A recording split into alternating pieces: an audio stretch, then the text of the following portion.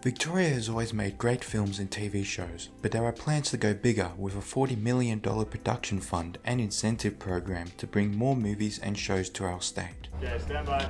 Shooting. VicScreen's head of incentives and production support, Joe Brickman, stated the benefits this program has brought to Victoria's film and TV industry. Well, it's been a great boost for Victorian-led productions. Last financial year, we had 57 films, television, and online projects receiving funding through the Victorian Production Fund. So that created thousands of job opportunities for locals, fund-supported projects like The Newsreader, Surviving Summer. It works in conjunction with the Victorian Screen Incentive.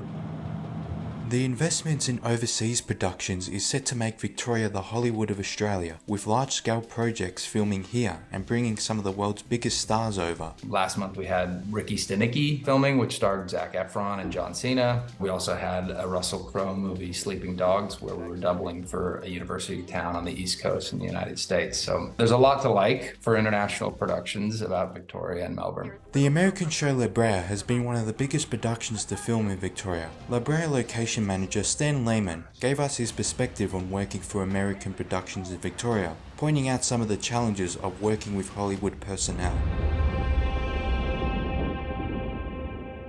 In terms of conditions, working conditions for crew, we're sort of asked to drop their backs, and there's a lot of pressure to agree to all the conditions that the Americans want rather than the conditions we work to locally. I mean, if we tried that over there, we'd be on the first plane back. Stan also expressed concerns about how Hollywood productions would impact producers around Melbourne's surrounding availability. I believe Metropolis is going to take over the whole of Dockland studio. What do local producers do to get a studio? So there are issues like that which should make it a little bit harder for the locals. Victorian executive producer and head of factual at Good Things Productions, Charlotte Wheaton, points out that local availability has varied over the years. Staff more than studios. The kind of scale that we're at, we don't necessarily wouldn't go and film, well, I hope maybe one day we will, but at the big new VR studios, you never know.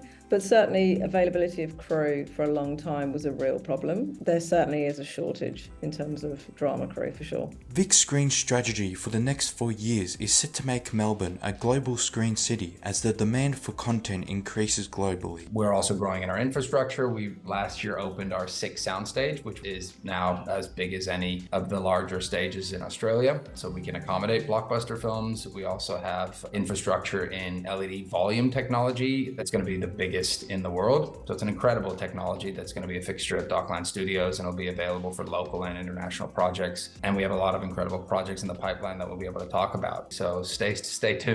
I think the takeaway is that Victoria's reputation and its capabilities are growing.